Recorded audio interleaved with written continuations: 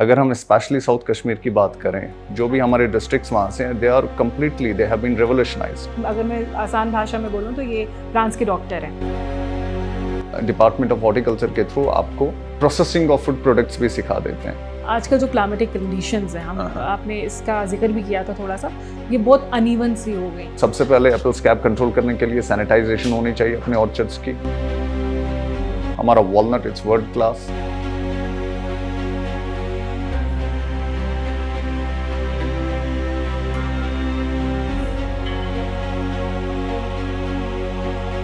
Today we have with us Dr. Junaid Rashid. अगर मैं इनकी बात करूँ तो he is a horticulture development officer. इन्होंने PhD की है प्लांट पैथोलॉजी में, साथ ही साथ he is also the research also given the award of a young scientist and साथ साथ बेस्ट थीसिस अवार्ड भी जो है इनको मिला and many more things to disclose.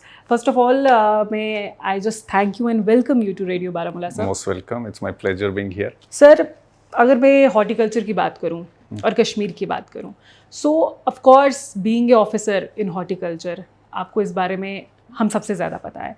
सो जितनी अपॉर्चुनिटीज़ कश्मीर में, सबसे ज़्यादा अगर मैं अपॉर्चुनिटीज़ की बात करूं हॉर्टिकल्चर सेक्टर में, वो क्या है? एंड बीइंग ए यंगस्टर, उस अपॉर्चुनिटीज़ को वो कैसे अप्रोच कर सकते हैं? जी बिल्कुल, देखिए हमारी जो स्टेट है जम्मू एंड कश्मीर, सबसे पहले इसका जो क्लाइमेटिक रीजन है, जिस क्लाइमेटिक रीजन में ये फॉल करता है, वो बहुत ही ज़्यादा बेनिफिशियल है for most of the crops. हमारे जम्मू कश्मीर में जो भी क्रॉप्स कल्टिवेट किए जाते हैं उन्हें हम यूजुअली टेम्परेट क्रॉप्स कहते हैं, अगर हम कश्मीर की स्पेसिफिकली बात करें। राइट। यानी टेम्परेट क्रॉप्स वो क्रॉप्स हैं जिन्हें एक चिलिंग रिक्वायरमेंट की ज़रूरत होती है so that they can bear fruits. ये ऐसे क्रॉप्स है जो आपको बाकी जो हमारा कंट्री है, इंडिया है, बाकी इंडिया में ये क्रॉप्स यूजुअली आपको नहीं मिलेंगे। For example Apple. एप्पल यहाँ पे ही क्यों कल्टिवेट होता है? बिकॉज ऑफ सर्टन रिक्वायरमेंट्स, जैसे हम चिलिंग रिक्वायरमेंट कहते हैं, यानी 1000 से 1600 घंटे इसको चिलिंग चाहिए होती है। ओके। सो अगर उस हिसाब से देखें, यहाँ से अगर हम मार्केट की बात करें, बाहर का मार्केट जो है टेम्परेट क्रॉप्स का बहुत ही ज़बरदस्त है। बहुत अच्छा मार्केट है हमारे टेम्परेट क्रॉप्स का। अब हमारे हॉर्टिकल्चर में काफ़ी ज़्यादा ऐसी अपॉर्चुनिटीज़ हैं जिससे हमारे जो यंगस्टर्स हैं वो इसको इंक्लाइन हो सकते हैं। फॉर एग्जांपल, आप आजकल देख रही होंगी हमारा हॉर्टिकल्चर सेक्टर रेवोल्यूशनाइज हो गया due to high density plantations. अगर हम स्पेशली साउथ कश्मीर की बात करें, जो भी हमारे डिस्ट्रिक्ट्स वहाँ से हैं, they are completely they have been revolutionised because high density plantation एक ऐसी प्लांटेशन है, इसमें एक तो हम कम स्पेस में ज़्यादा प्रोड्यूस कर पाते हैं और कम स्पेस में ज़्यादा प्रोडक्शन ले पाते हैं, और जिसकी वजह से हमारी income at least 3 to 4 times more हो जाती है जो हमारे ट्रेडिशनल ऑर्चर्ड्स हैं। राइट। अगर हम यूं ही बात करें कि हाई डेंसिटी प्लांटेशन में हम देखते हैं एटलीस्ट 1.25 लाख्स पर कनाल तो ईजिली हम अटेंड कर पाते हैं after cutting all the costs. जो भी इस पे हमारे खर्चे होते हैं वो सब काट के 1 से लेके 1.25 लाख तक हम इससे पर कनाल मुनाफा कमा सकते हैं। ओके। इसके साथ साथ बाकी भी बहुत ज़्यादा सेक्टर्स हमारे हॉर्टिकल्चर में डेवलप हो रहे हैं। जैसे फॉर एग्जांपल, अब सब जब हाई डेंसिटी लगाते हैं इसके लिए प्लांटेशन मटेरियल की ज़रूरत होती है। अब प्लांटेशन मटेरियल आप देखिए कि हम कहाँ से ले आते हैं। Most of the times we get it from European countries, preferably Italy. हम बेल्जियम से ले आते हैं, हम हॉलैंड से ले आते हैं, तो ऐसी कंट्रीज से हम अपना प्लांटिंग मटेरियल ले आते हैं। यहाँ पे हमारा एक सेक्टर आहिस्ता आहिस्ता से डेवलप हो रहा है जहाँ पे हमारे यंगस्टर्स जो है वो बहुत अच्छा काम कर रहे हैं, खुद ही ये प्लांटिंग मटेरियल डेवलप कर रहे हैं। अच्छा। बेसिकली इस प्लांटिंग मटेरियल को डेवलप करने के लिए इसकी कुछ खासियत होती है, जैसे कि इसमें रूट स्टॉक जो लगता है दैट्स M9, जो कि ड्वार्फ रूट स्टॉक होता है। इसकी मल्टीप्लिकेशन अब यहाँ पे स्टार्ट हो रही है। बहुत लोगों ने ये काम स्टार्ट किया है and it's developing very beautifully. तो इसके अलावा अगर हम देखें बाकी हाई डेंसिटी में हमारी और भी चीज़ें ज़रूरत होती है, जैसे माइक्रो इरिगेशन, ड्रिप सिस्टम हमारे लगते हैं, इसमें हम जा सकते हैं। हमारे हॉर्टिकल्चर में आप देखिए कि हम डिपार्टमेंट ऑफ हॉर्टिकल्चर के थ्रू आपको प्रोसेसिंग ऑफ फूड प्रोडक्ट्स भी सिखा देते हैं, जहाँ पे क्या होता है कि हम एंटरप्रेन्योरशिप डेवलपमेंट कोर्सेज करवाते हैं 5 दिन का, 15 दिन का, 1 महीने का, जहाँ पे हम इन्हें सिखाते हैं फॉर एग्जांपल जैम्स कैसे बनाते हैं, जलीज कैसे बनाते हैं, कैंडीज कैसे बनाते हैं। तो ये सेक्टर भी बहुत अच्छी तरह से डेवलप हो रहा है। Right. So there are n number of things that not just apple। हाँ, अगर हम स्टून फ्रूट्स की बात करें, जैसे हमारा चेरी हो गया, एप्रिकॉट्स हो गए हमारे, तो कितनी अच्छी डेलिकेसीज है वो हमारी कश्मीर की। उनका एक्सपोर्ट मार्केट बहुत अच्छा है। हमारा वॉलनट इट्स वर्ल्ड क्लास। हमारा सैफरन कितना अच्छा है, जीआई टैग मिला हुआ है इसे। सो इन सब चीज़ों में अगर हम ऑन द साइंटिफिक लाइंस इनकी फार्मिंग करना स्टार्ट कर दें, हमारे यंगस्टर्स स्पेशली, तो हम, मुझे लगता है, काफ़ी आगे जा सकते हैं हॉर्टिकल्चर सेक्टर की वजह से। या दैट्स ट्रू एक्चुअली। जब हम किसी चीज़ के बारे में पढ़ेंगे नहीं, समझेंगे नहीं, तो हमें यही लगेगा कि उस चीज़ में जो है किसी की देयर इज़ नो स्कोप और समथिंग। बट जैसे सर ने हमें बताया कि there are an number of things that youngsters could do. And जैसे हाई डेंसिटी प्लांट्स के बारे में हमने बात की, तो साउथ साइड एक्चुअली बहुत देखने को मिलता है। सो छोटे एरिया में इतनी ज़्यादा प्लांटेशन हो सकती है। एंड इनकम की मैं बात करूँ, it's also doubled. So it's having an number of things. Sir जैसे कि हमने ऑफ कैमरा भी बात की थी कि आप प्लांट क्लिनिक करके, है ना, you do it, plant clinic. तो आपके एक्सपीरियंस के मुताबिक एन नंबर ऑफ फार्मर्स वहाँ पे आते होंगे, तो देर आर मेनी डिजीजेज, है ना, जो प्लांट्स को लगती होंगी डिजीजेज। जैसे इंसानों को भी डिजीजेज लगती हैं, वैसे ये आप, अगर मैं आसान भाषा में बोलूँ तो ये प्लांट्स के डॉक्टर हैं। तो जो वो पेशेंट्स को लेके आते हैं, दे जस्ट टॉक कि कैसे, है ना, हम अपने प्लांट्स को डिजीजेस से बचाएं। तो sir, what are the common diseases and what is the one step solution for them, जो भी आपको डिजिटली इस टाइम देख रहे हैं? So what will be your solution for those farmers? जी बिल्कुल, सबसे पहले मैं प्लांट क्लिनिक के बारे में बताऊं। हमारा डिपार्टमेंट ऑफ हॉर्टिकल्चर जो बारामूला का है, हमारे सोपोर के हेडक्वार्टर में एक प्लांट क्लिनिक है, जहाँ पे फार्मर्स अपनी क्वेरीज लेके आते हैं, अपने सैंपल्स लेके आते हैं या अपनी इन्फॉर्मेशन लेके आते हैं कि हमने ऐसा किया, अब हमें फ्यूचर में क्या करना चाहिए, so that their orchards can be disease free रहे, उनमें बीमारियां ना लगे। सो हम अगर यहाँ पे अपने टेम्परेट कंडीशंस की बात करें, तो यहाँ पे बहुत ज़्यादा बीमारियां हमारे ऑर्चर्ड्स में हैं, जो कि इकोनॉमिकली इंपॉर्टेंट बीमारियां हैं। सबसे पहले अगर हम देखें, एप्पल में हमारी एप्पल स्कैब लगती है। हमारे एप्पल में और एक पेस्ट एक आया हुआ है जिसे हम लीफ माइनर नाम कहते हैं, लीफ माइनर, जो बहुत ही एक डिवास्टेटिंग पेस्ट है। हमारे एप्पल में और भी डिजीजेज है, जैसे सेंजोस्केल है, पाउडरी मिल्ड्यू है, ऑल्टरनेरिया है, मार्सोनिना है, काफ़ी ज़्यादा बीमारियां, रूट रॉट है, कॉलर रॉट है, कैंकर है, एप्पल कैंकर, जो कि हाई डेंसिटी में बहुत ही ज़्यादा डिवास्टेटिंग डिजीज है। सो अगर इनकी मैनेजमेंट के बारे में बात करें, सबसे पहले अगर एप्पल स्कैब की मैनेजमेंट के बारे में बात करें, एप्पल स्कैब बेसिकली एक ही टाइम पे मैनेज नहीं होती है। सो आपको थ्रू आउट द ईयर एक specific schedule of fungicides use करने पड़ते हैं। अगर हम यहाँ पे नटशेल में बात करें, तो सबसे पहले एप्पल स्कैब कंट्रोल करने के लिए सैनिटाइजेशन होनी चाहिए अपने ऑर्चर्ड्स की, जो कि पोस्ट हार्वेस्ट सैनिटाइजेशन कहलाती है। यानी आपने जो ही हार्वेस्ट किया, उसके बाद जो भी फॉलन डेब्रे हैं वो आपको उठाना है अपने ऑर्चर्ड से।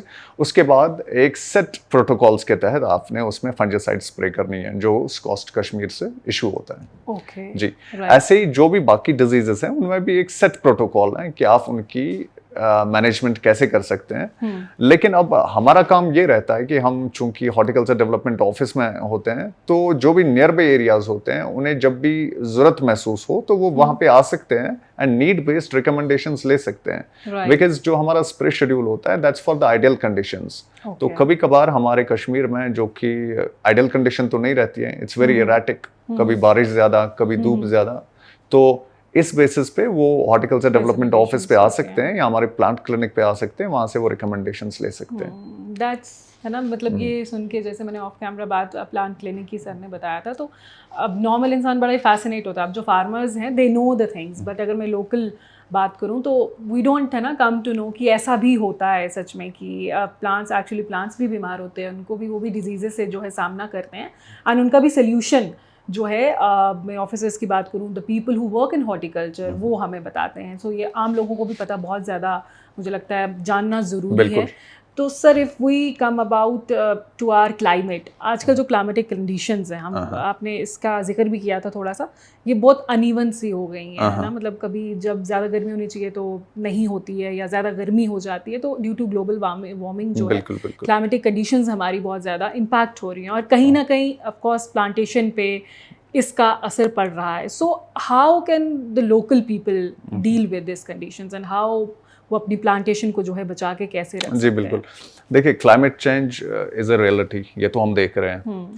क्लाइमेट चेंज हम ऐसे देख सकते हैं कि विंटर्स में जब हमारे यहाँ पे बर्फ होती थी, अब उस टाइम पे नहीं हो रही है, डिलेड स्नोफॉल्स हो रहे हैं। अब डिलेड स्नोफॉल्स जो ही होते हैं, देखिए, सबसे पहले हमारे हॉर्टिकल्चरल इंडस्ट्री की अगर बात करें, यहाँ पे फ्लावरिंग होती है सबसे पहले आलमंड में, आलमंड्स जो हैं, अब आलमंड्स में उस टाइम पे फ्लावरिंग होती है, लेकिन यूजुअली पिछले 1-2 साल से हम देख रहे हैं कि उस टाइम पे कोहरा पड़ रहा है, इट्स फ्रॉस्ट आउटसाइड।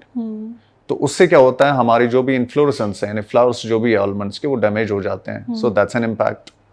उसके बाद अगर हम एप्पल की बात करें, टिपिकली अगर एप्पल स्कैब की बात करें या एप्पल की बाकी डिजीजेस की बात करें, जैसे हमारे यहाँ पे लोकल ग्रोवर्स को ये बात पता होगी कि 15 मार्च के आसपास वो HMO का स्प्रे करते हैं। HMO is basically horticulture mineral oil.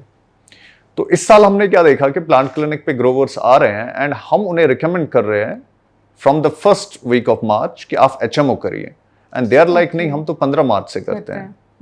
But that was the necessity. जिन्होंने नहीं किया उनका फिर मिस हो गया। ऐसा क्यों हुआ? बिकॉज हमने पहले देखा, इस साल 2026 की बात करेंगे, कि क्लाइमेट पहले हमने देखा कि गर्म बहुत ज्यादा था। इतना गर्म था कि जो हमारे ये ग्रीन टिप्स जो निकलते हैं हमारे एप्पल के पौधों में, वो एटलीस्ट 15 दिन पहले निकलना स्टार्ट हो गए। जब वो 15 दिन पहले, यानी 15 दिन वो शिफ्ट फॉरवर्ड हो गया, तो अकॉर्डिंगली हमारा जो HMO का स्प्रे है वो भी एटलीस्ट 10 से 15 दिन हमें आगे लाना था। लेकिन ये हम कहेंगे उन्हें, ग्रोवर्स या फार्मर्स, ऑर्चर्डिस्ट्स जो हैं, वो तो 15 मार्च को लेके चलते हैं कि 15 मार्च को हमें HMO की स्प्रे करनी है। वैसा नहीं होता है। इसके बाद अगर हम एप्पल स्कैब पैथोजन के बारे में बात करें, which is actually A fungus, तो ये एक ऐसा फंगस है जिसकी डेवलपमेंट टेम्परेचर डिपेंडेंट होती है। यानी जब इसे सेट टेम्परेचर मिलेगा, जिस टेम्परेचर पे ये जमीन से बाहर आएगा, उसके बाद वैसा टेम्परेचर मिलेगा कि इसकी जो कोनडिया हो या जो भी इसके स्पोर्स होते हैं उनकी प्रोडक्शन हो, वो टेम्परेचर इससे पहले ही मिला। यानी कि हमारा जो स्प्रे शेड्यूल में रिकमेंडेशंस होती है, मैंने इससे पहले भी कहा कि वो आइडल कंडीशंस के लिए होती है। लेकिन जो हमारा एराटिक वेदर कश्मीर में हम देख रहे हैं, उसकी वजह से ये सब डायनामिक्स तो लानी पड़ती है हमें अपने ऑर्चर्ड्स में। उसके बाद हमने देखा, पहले तो बहुत ज्यादा गर्मी थी, लेकिन उसके बाद रेन्स स्टार्ट हो गए। Rains basically favour all the plant diseases. जो भी प्लांट डिजीजेस हैं, दे आर फेवर्ड बाय जितनी ज्यादा बारिश उतनी ज्यादा बीमारियां। अगर स्कैब के साथ देखें, स्कैब के साथ डायरेक्टली प्रोपोर्शनल होता है रेन्स। जितनी ज्यादा बारिशें स्प्रिंग में, उतनी ज्यादा scab through out the year. ठीक, तो हमारा एज हॉर्टिकल्चरिस्ट ये काम रहता है कि हम टाइम टाइम पे क्या करें कि ग्रोवर्स को अवेयर करें, या उन्हें हम रिकमेंडेशंस देते रहें कि हाँ जी, अगर टेम्परेचर ऐसा रहा तो आपको क्या करना है कि आपको अब ये स्प्रे अभी नहीं करना है, 5 दिन पहले करना है। जैसे HMO आपको 15 मार्च तक इंतजार नहीं करना है, आपको फर्स्ट वीक ऑफ मार्च में स्प्रे करना है। सो हॉर्टिकल्चर में तो हम ये सब कर सकते हैं। अब हॉर्टिकल्चर में बेसिकली हमारी वेजिटेबल्स भी आती है। ठीक, तो वेजिटेबल्स में हम कोशिश कर रहे हैं ऑन द साइंटिफिक लेवल की एक ऐसी वैरायटीज डेवलप कर रहे हैं जो कि इस टेम्परेचर को टॉलरेट कर रहे हैं। फॉर एग्जांपल, अगर हाई टेम्परेचर हो रहा है, हाई टेम्परेचर टॉलरेंट वैरायटीज या टेम्परेचर रेजिस्टेंट और टॉलरेंट वैरायटीज, इन सब पे काम हो रहा है। राइट, जी जी। तो या अगर मैं बात करूं द क्लाइमेट चेंज, तो क्लाइमेट के साथ हमने ये समझा कि क्लाइमेट जैसा चल रहा है वैसे हमें भी चलना स्टार्ट करना पड़ेगा। तो अगर स्प्रेस की बात करें तो उनका भी वक्त बदल रहा है, तो उस चीज़ के लिए मुझे लगता है अवेयर रहना बहुत ज़्यादा ज़रूरी है। So it's the purpose of this podcast is actually this, कि हम इस चीज़ की अवेयरनेस फैला पाएँ कि कैसे जो है हॉर्टिकल्चर की वो जो इम्पोर्टेंस है, जो अवेयरनेस है, जो डेवलपमेंट्स हैं, वो हम आपके तक पहुंचाएं। सो सर, जो students horticulture and agriculture field में जाना चाहते हैं ना, they are thinking their future in agriculture, क्योंकि बहुत से बच्चे आजकल एग्रीकल्चर हॉर्टिकल्चर में बहुत ज़्यादा जा रहे हैं। स्कॉस्ट कश्मीर की बात करूँ मैं या जम्मू की बात करूँ, तो बहुत सारे स्टूडेंट्स जो है जम्मू कश्मीर से जा रहे हैं। So what will be your message, your guidance to them, जो बडिंग है ना, they are blooming of this thing, so what will be your guidance to them? देखिए, हॉर्टिकल्चर की जहाँ तक बात है, हमारे स्कॉस्ट यूनिवर्सिटी में होता है, स्कॉस्ट कश्मीर एंड स्कॉस्ट जम्मू में, दोनों जगह पे होता है। सो हॉर्टिकल्चर में अगर आप जाना चाहते हैं, गो विद अ पैशन। आप एक पैशन लेके जाइए कि मुझे हॉर्टिकल्चर में करना है। ऐसा नहीं कि आपकी चांस सिलेक्शन हो, because most of the times हमारे टाइम पे हॉर्टिकल्चर हो, एग्रीकल्चर हो, वहाँ पे चांस सिलेक्शंस जाती थी। नीट ड्रॉप हुआ तो अब कहाँ जाए, स्कॉस्ट चलते हैं। बट अभी चेंज आ रहा है। अभी काफ़ी लोग क्या है कि हॉर्टिकल्चर को बाय पैशन ही लेके वहाँ पे जा रहे हैं। And horticulture is not only about fruits and vegetables. आप हायर स्टडीज़ में जा सकते हैं, you can go and dig into the molecules. आप मॉलिकुलर स्टडीज कर सकते हैं, आप पैथोलॉजी में जा सकते हैं, आप जेनेटिक्स में जा सकते हैं, एंटोमोलॉजी में जा सकते हैं। काफ़ी ब्रांच है इसकी, fruit science, vegetable science, floriculture. तो अगर आपको वाकई में हॉर्टिकल्चर में इंटरेस्ट है एंड आप कुछ अच्छा करना चाहते हैं, कुछ बेहतर करना चाहते हैं, पैशन होना चाहिए। तो पैशन होना चाहिए आपका कि आप हॉर्टिकल्चर में जाए और ये पैशन लेके जाएं। एक्चुअली क्योंकि किसी भी सब्जेक्ट की मैं बात करूँ, it's not only about horticulture और एग्रीकल्चर। अगर आप में पैशन होगा तो आप, मैं ऐसा कह सकती हूँ कि आपकी वो जो ज़िंदगी है वो तो सेट है, your future is on the bright scale, but उससे अलावा आप बहुत सारी चीज़ें एक्सप्लोर कर सकते हैं। So sir, do you think कि हॉर्टिकल्चर जो है इन फ्यूचर कश्मीर की एक इकोनॉमिक बैकबोन बन सकती है? Horticulture in present Jammu and Kashmir की इकोनॉमिक बैकबोन है। We are surviving mostly, I would not say always, लेकिन बहुत ज़्यादा रोल हॉर्टिकल्चर का इसमें। अगर हम एग्रीकल्चर की जीडीपी ही देख लें तो उसमें 30 से 35% हॉर्टिकल्चर से आता है। एग्रीकल्चर बेसिकली हमारा पेरेंट डिपार्टमेंट है। एग्रीकल्चर में बहुत चीज़ें इन्वॉल्व हैं। एग्रीकल्चर में हॉर्टिकल्चर भी है, फॉरेस्ट्री भी है, एनिमल हस्बेंड्री, शीप, जो भी फिशरीज हैं, सब है। तो इन सब में से सबसे ज्यादा कंट्रीब्यूशन हॉर्टिकल्चर का है। हॉर्टिकल्चर 33% अप्रोक्सीमेटली कंट्रीब्यूट करता है टू द एग्रीकल्चरल जीडीपी। इसके अलावा अगर आप देखें कि हॉर्टिकल्चर में एम्प्लॉयमेंट जनरेशन की चांसेस बहुत ज्यादा है। फॉर एग्जाम्पल, अगर आप एक ग्रेप्स के ऑर्चर्ड की बात करें जो कि 1 हेक्टर में लगा होगा, उसमें जो एम्प्लॉयमेंट जनरेशन की कैपेबिलिटी है वो बहुत ज्यादा है एज कम्पेयर टू अगर आप किसी राइस फील्ड की बात करें, अगर आप किसी पैडी लैंड की बात करें, वीट फील्ड की बात करें। यानी कि आपको बहुत ज्यादा लेबर चाहिए होता है ग्रेप्स के फील्ड में। तो लेबर जब चाहिए होगा तब तो एम्प्लॉयमेंट जनरेशन हो जाएगी। ठीक, तो हॉर्टिकल्चर के जो हमारा और प्रोड्यूस है, अगर हम विकसित भारत मिशन 2047 भी देखें तो उसमें भी हॉर्टिकल्चर का बहुत ही एक इम्पॉर्टेंट रोल है जो हमें 2047 मिशन तक ले सकता है। तो आई वुड जस्ट से कि हॉर्टिकल्चर तो प्रेजेंटली बैकबोन है जम्मू एंड कश्मीर की preferably. So I am sure कि पूरे इंडिया की भी बैकबोन डेवलप हो जाएगी हॉर्टिकल्चर सेक्टर। या दैट्स ट्रू, क्योंकि मैं अगर पूरे हिंदुस्तान की बात करूं तो हमारी जो सोसाइटी है वो सबसे ज़्यादा जो है दैट्स एग्रीकल्चर सोसाइटी। हम पहले से अगर पढ़ते आए from the evolution of man, so अभी भी जो है वो वैसी है। कश्मीर की बात करूं तो पास्ट प्रेजेंट तो रहा है हॉर्टिकल्चर, एग्रीकल्चर हमारा हमेशा स्ट्रॉन्ग, एंड फ्यूचर वो तभी स्ट्रॉन्ग रहेगा जब हमारे जो यंगस्टर्स हैं इसमें हैं लेकिन इसको अच्छे से पैशनेटली फॉलो करें। तो सर से जो मुझे लगता है हमने इंपॉर्टेंट चीज़ें जो है डिकोड कर दी हैं। इन फ्यूचर ज़रूर सर आपसे और बातें करना चाहेंगे टू योर, है ना, ऑर्चिड्स, हम वहाँ पे ज़रूर आएंगे and will talk about many things जो भी सोसाइटी में है ना अवेयरनेस की जिस चीज़ की ज़रूरत है। So we'll come with something great once again. So sir, I thank you from the core of my heart. It's my pleasure for coming here and giving us your, you know, valuable insights and your time. So दोस्तों, जल्दी मिलूंगी वापस एक और चेहरे और एक और नई कहानी के साथ। तब तक आप देखते और सुनते रहिए रेडियो बारामूला।